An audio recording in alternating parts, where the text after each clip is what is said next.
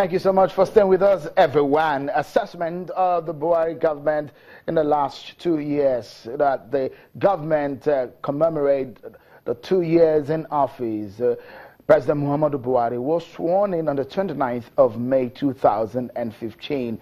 Though he's not around today, his vice, the acting president, spoke to Nigerians. In some of those messages that some people say are full of hopes and expectations of what to come. Mistakes accepted, and the plans have been laid on the table yet again. One of the things the acting president said today is that this nation belongs to all of us. Realization that we really need to come together. As my panel tonight on the program put the finer thoughts on some of the issues and are looking ahead of the next 2 years, we will be rounding up our conversation by looking at what exactly is the way forward for this government. A government that will probably be looking for another 4-year term at the expiration of this very one. Let me begin the conversation as we round up now from the studio here. Mr. Okpefa, as it stands, this nation belongs to all of us. That's one of the words, some of the words of the acting president there. Realization that we are actually in an interesting moment in our history. The IPOP situation is there. The El Zazaki protest is on the street. The issue of herdsmen attack are there. But at this point, what do you think is critical for this government to look into going forward for the next 2 years? Thank you. Just like Mr. Iya Etok says, I want to agree that we have come to the end of excuses or talking about what happened in the past. The next 2 years should focus on, at the level of security, the issue of the Fulani, the issue of the X-Men. I don't want to mention whatever. Tackle the issue of the X-Men and closing on the issue of the IDPs and the Boko Haram issues. Then move ahead to the issue of youth unemployment, the issue of a worker's salary. I strongly believe the federal government should continue with the bailout options until all Nigerian workers are paid.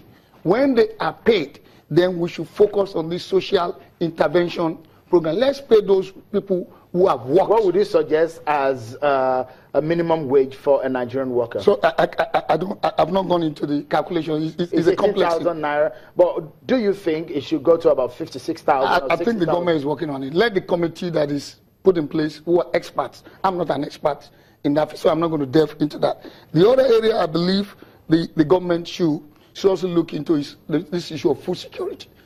Because of the problem of the value of the naira to the dollar, because of the problem of the cost of energy, because of the problem of the cost of doing business, which the government is tackling, the cost of food in the market is higher than expected.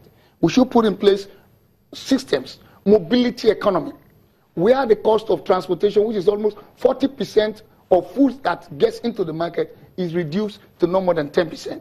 If you can bring the cost of foods down, then people will have extra money in their pockets, and the issue like Morimi raised of the cost of foods in the market, the issue of unemployment, and then the issue of this security, especially that of the X-Men, I think those should be the next focus. Now, in addition to whatever we are going to achieve through the economic recovery and the growth. Your final intervention now, Morimi. You are one of those angry youths in Nigeria who believe that this government is not doing enough. But what will be satisfactory to you that is acceptable from this government?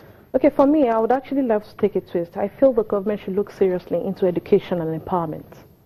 They need to bequeath, come 2019, a government that is of pride to the youth. A government that the youth will look back and say, oh, we're happy. They need to look critically into the education sector and the empowerment sector. If you go back to the basics, there was a reason why the then Babangida created 6334. There's now a warped educational system. Go back to the public schools. What are they? What kind of education are they bequeathing to these people? Where's the history in place? What do they know? What do we understand? It's a very warped system entirely, but there has to be a drastic action. If there is one thing that you think this government must immediately tackle right now that will make Nigerian youth happy, what would that be? Survival. Survival. I need to survive. How would I, when I'm not surviving, how would I even know what is happening in politics? When I'm trying to hustle and try to get a means to survive, to feed my mom in the village, my mom that is sick. When I go to the hospital, I can't even afford the drugs. When the health system is totally bad, has degenerated into something else, where our leaders are going to the, abroad, where you see a governor's son celebrating his son's graduation, and he's telling me he wants to come back again. It's a painful situation for the youth. We are not happy, okay. And in all sincerity, if things do not change, as Obasanjo, as the President Obasanjo wants, the youth, you don't know what would happen. Okay. We are really working on it. Your final thoughts there, gentlemen, in our Abuja studio. It's a critical time, and the acting president is aware of that too. They feel the pains of, and he visited the Garki markets in Abuja to know what exactly people are saying on the street. Maybe that was not a true reflection of what people, because some people are happy, but some people are very angry online. What do you think the government should be doing right now? Let me begin with you, Mr. Atobo. First and foremost, the government has to address the issue of impunity. The impunity that we experience in PDP is a child play compared to what is going on in the current government of President Buhari, especially if you look at it from the state level. I'm from Benue State. The election that is meant to even be on 3rd of June, as I speak, the result, the name of the candidates are not out, and person 200, a candidate that have 267 is denied for president that have 71. So the democratic culture is not actually entrenched in Nigeria, like what happened in Rotimi Amechi and Celeste Omeha and Ifani, Arama, and Ogu, to show that in democracy, if you don't develop democratic culture, I doubt whether this government will be able to conduct credible election in 2019. If at the state level, you cannot give a factual result of 379 delegates which have casted their vote, and you are manipulating such figure, it shows that the future is still at bleak. The federal government has to step up and look at what is going on at the state level and at the local government level. Otherwise, I'm afraid whether there will be a credible election in 2019. Okay. We must look at democracy from the point of sustainability. What is on ground? The political culture is quite volatile. We agree that there's poverty, but if an aspirant can spend over 20 million for chairmanship election and you did. Let me quickly get the final thoughts of Mr. Nyetok on this one. For you, what will be reasonable that this government must tackle immediately? They do have less than 2 years in the real sense of it. You see, the Bible talks about the sons of Issachar that has the capacity to discern the signs of the times. Nigeria is winding down for a recalibration. We cannot continue the way we were going. 2019 is going to be the beginning of a new path. A commissioner in Sokoto State spotted 2 young men who had talent in football. He coached them. Those 2 young men, today, one of them is playing professional football in one of these countries. I'll remember the name soon. He's earning close to 20,000 euros a month. The other one is just about to be signed by Barcelona. He's been with them for 3 months.